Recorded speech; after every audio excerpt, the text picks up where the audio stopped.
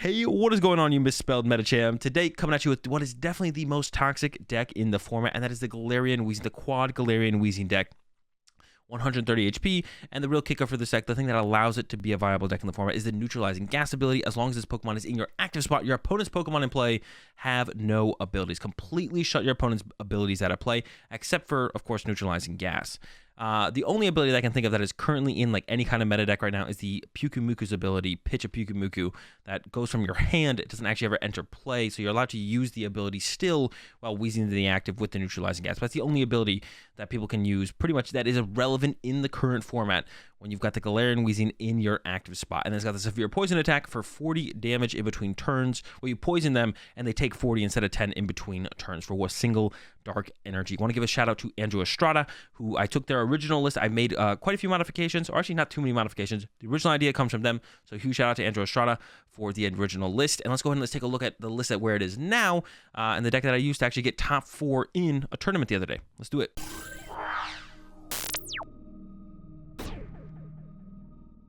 All right, so here is the list, and Weezing is actually the only Pokemon in the deck. Just a 4/4 Weezing line. Of course, we have that Koffing in here with Ascension, with the attack for a Dark Energy. Search your deck for a Pokemon that evolves from this Pokemon and put it onto this Pokemon to evolve it, then shuffle your deck. So if we go second, we have the, as long as we can find a Dark Energy, can attach that to the Koffing, and then use Ascension and get ourselves out a Weezing. And then we got Weezing set up, and yeah, we'll be in a pretty good spot. And on top of that, we actually also play 4 Boost Shake, which some of you probably don't even know what this card does. Search your deck for a card that evolves from one of your Pokemon and put it onto that Pokemon to evolve it, then shuffle your deck. You can use this card during your first turn, or on a turn that a Pokemon, or on a Pokemon that was put in play this turn. So it skips the evolving, having to wait to evolve a Pokemon by a turn, by being able to immediately find the evolution of a Pokemon you have in play and evolving it. So if we go first on our first turn of the game, we can use Boost Shake, and if we go second, it's another out to get out that Koffing as quickly as possible, or get the Koffing into a Weezing as quickly as possible to get our opponent under that neutralizing gas and start using that severe poison as soon as possible.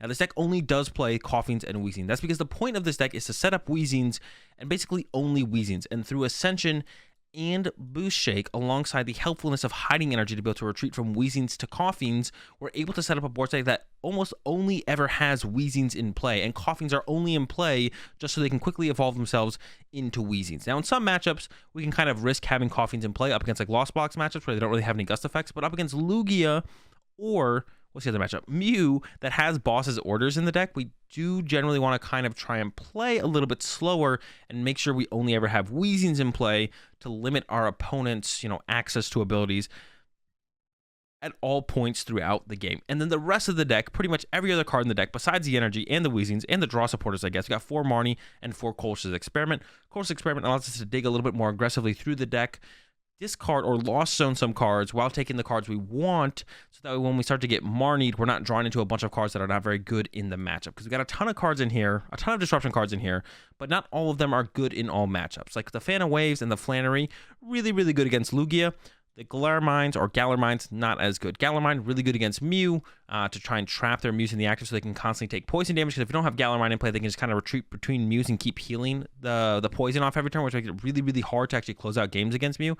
So Galarmine, really, really good against Mew. But something like the Fan of Waves, not quite as good. But the Crushing Hammers are good. The Flanneries are good against them. So the Colch's Experiment really helps us thin out the deck aggressively. So when we do get Marnied or our hand gets disrupted with Roxanne, whatever it might be, we are drawing into the better cards for the matchup a little bit more consistently. And that's the deck. It's just all disruption all the time. Shut down the abilities, disrupt the energy. And the top 3 decks in the meta, Mew, Lugia, and Lost Box, are not that great when you're completely shutting down their abilities and disrupting their energy. And that's what makes this deck so good in the current meta. Let's go ahead, let's get into some gameplay. I'll show y'all how it works. And if you want to catch the tournament run that I took this deck on with the other day, check out the secondary YouTube channel, AzulGG. 2 videos up over there with all the best games from the tournament run. Let's do it. All right, here we go. We did lose the coin flip, but for this deck, it doesn't really matter too much because we can just turn 1, get out a Weezing. And it's even easier to get out the Wheeze if we do go second. Let's see what we've got. Koffing start. We are lacking an energy or a Boost Shake to actually get the Wheeze online, but that's fine. We'll get it next turn, I'm sure. Also get a chance to see what my opponent's actually playing here. Rayquaza sleeves, Rayquaza deck box. It is a Lost Zone deck. All right, this matchup, pretty good. The one thing you do need to be a little bit careful about in the early game is those pesky escape ropes. And some Lost Zone decks do play a boss's orders, which can also make things a little bit annoying for them to be chasing down my coffins potentially, but not too worried about the boss's orders, I don't think. They could have it, probably don't, maybe do. Yeah, they could have it, maybe, probably, could have, I don't know. We'll see if they do or do not have the boss's orders or not, but we're gonna go ahead and like play like they don't, or not fully that they don't, but that they might whiff it. But we do want to play around the escape ropes, because that's definitely something that Lost Box decks play, is escape ropes. So we definitely want to be playing around escape ropes pretty aggressively, and by making sure that we don't kind of just leave like Weezing in the active, coughing on the bench. We want to get out double Weezing, and then we can start to bench coughings and build those up into Weezings as the game kind of progresses. But you got to be careful initially, because we also need to set up attackers as well. They are playing a Mirage Gate build, and they're actually digging pretty deep here. That's one escape rope gone. If they burn 2, I might be pretty comfortable benching a coughing, to be honest. They're playing a Mirage Gate build, which means usually there's no boss in the deck, because it's usually like the Rayquaza build or the Kyogre build. Those usually don't play boss's orders. Another Comfy. So yeah, if we see another escape rope, okay. Fighting energy. Rayquaza, I guess, yeah. I did play against a Groudon deck the other day, so it could be a Groudon. No, there's a grass energy. It's definitely Rayquaza. Temple of Sinnoh. And got our hiding energy, but I do have the Galarmine to counter that. I kind of do want to Marnie them here. They did do a lot of flower selecting here, so I'm down to Marnie here. So we can go Galarmine, attach Marnie, and we just have to hope we don't draw into 4 Weezing, or as many Weezing are in the deck that aren't prized. Let's go ahead and hit them. Ascension here, and hey, 4 Weezing in the deck, just like I predicted. Yeah, wanted to hit him with the Marnie there. They went first, so of course they couldn't play a supporter on their first turn. They did see quite a few cards, so kind of felt like likely they probably... Yep, there we go. So now, to just get safe, well, we're going to play the Colress first.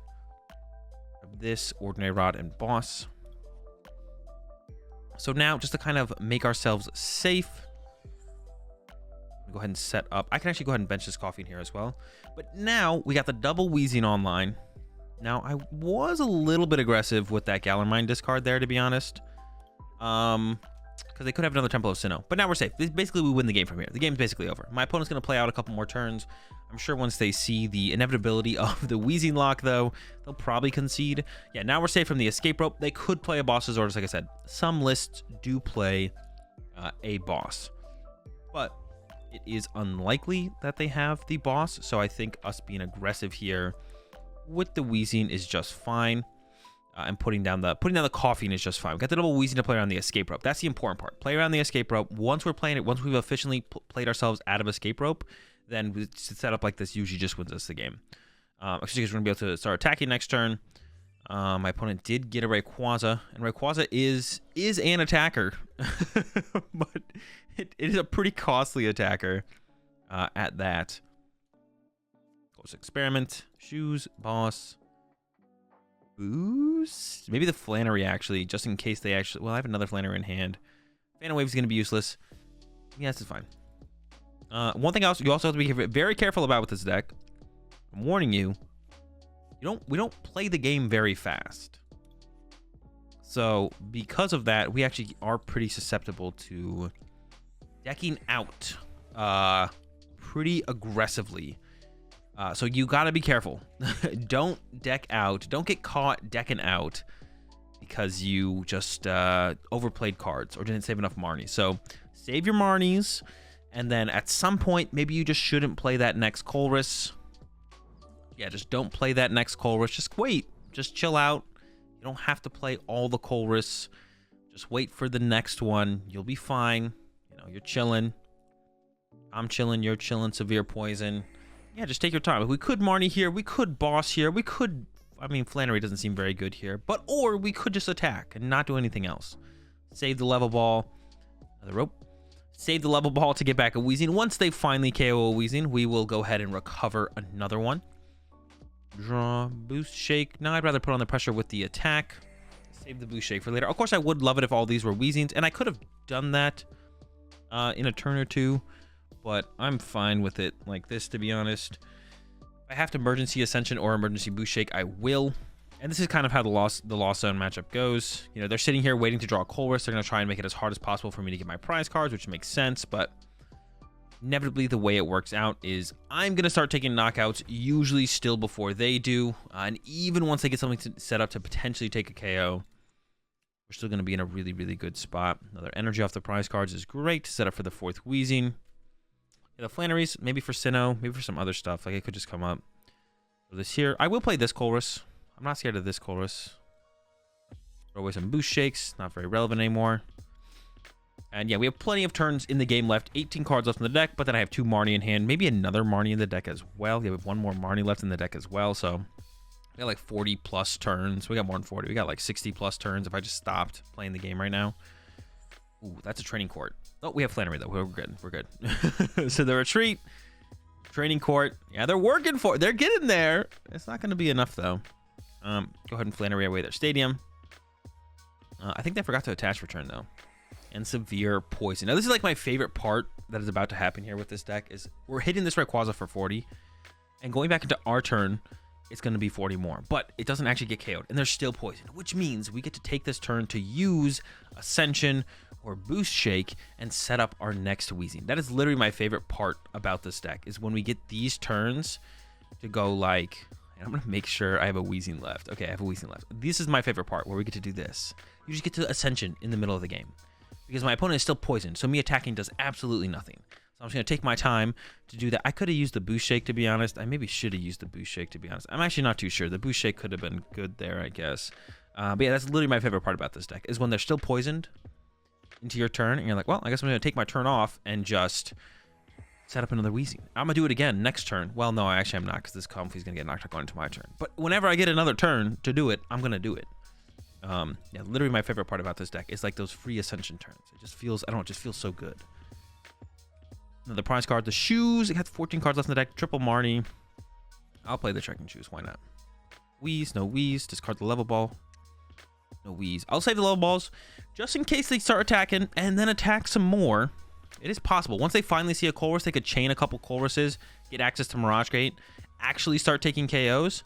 If they get to that point, I am going to want the level balls to find some more Coffeens. All right, first Colress on the menu for my opponent. Finally, took them a while. They did get there, though, finally. Colress going to get themselves some cards. Do they grab? Yeah,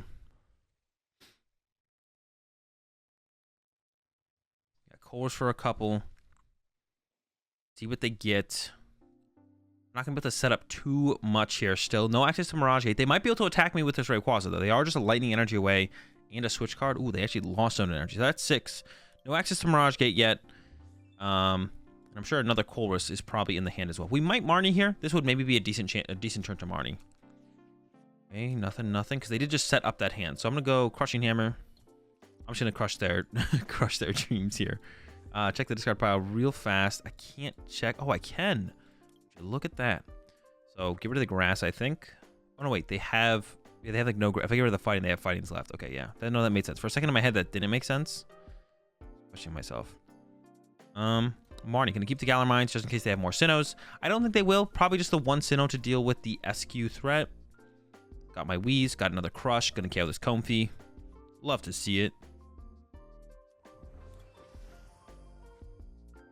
Well, yeah, I should play the Crushing Hammer, right? There's no reason not to. Boom, Tails, love to see it. Yeah, the Colress, they probably found another Colress off of that Colress, or there was a decent chance they did. There's still a decent chance they got a Colress off of this Marnie, but now they're down to a lone Rayquaza with 1 energy, and I got the full Wheeze squad set up with a single prize card left. I don't think it matters how many Mirage Gates, Recyclers, and Colresses they find. I think we are still gonna definitely be walking away with the dub here. Yeah, I don't think it matters how much of that stuff they find here. They actually should have probably Colress before Recycler, because now they could see those energies that they recycled back to that. Once again, it doesn't matter. Kind of being a little nitpicky here. But yeah, they are getting to the Mirage Gate numbers, but they should have probably tried to find the Mirage Gate before the course. Unless, actually, Recycle actually does make sense. If their last hand that I just marked to the bottom of the deck had multiple Mirage Gate in it, then shuffling the deck actually with the Recycler does make sense. So that actually could be a reason behind my opponent's, what's called there. They got their one price card with the Amazing Burst, but then they had to discard all 3 energy. Rayquaza does not pair well into the Wheeze, as you can see here. Yeah, I'll draw it. All right, Severe Poison. Do they have? They could actually. They would need like energy recovery card, though, I'm pretty sure. This deck only runs like 1 or 2 of each energy or something like that. They would actually need like Recycler or Ordinary Rod, Attach, Gate, Knockout. But then they just get knocked out going back into my opponent's turn. So they'd also have to reset this Rayquaza to even have like a slight amount of hope. It looks like they are going for the stall strat, though. Rayquaza, bench the Cram.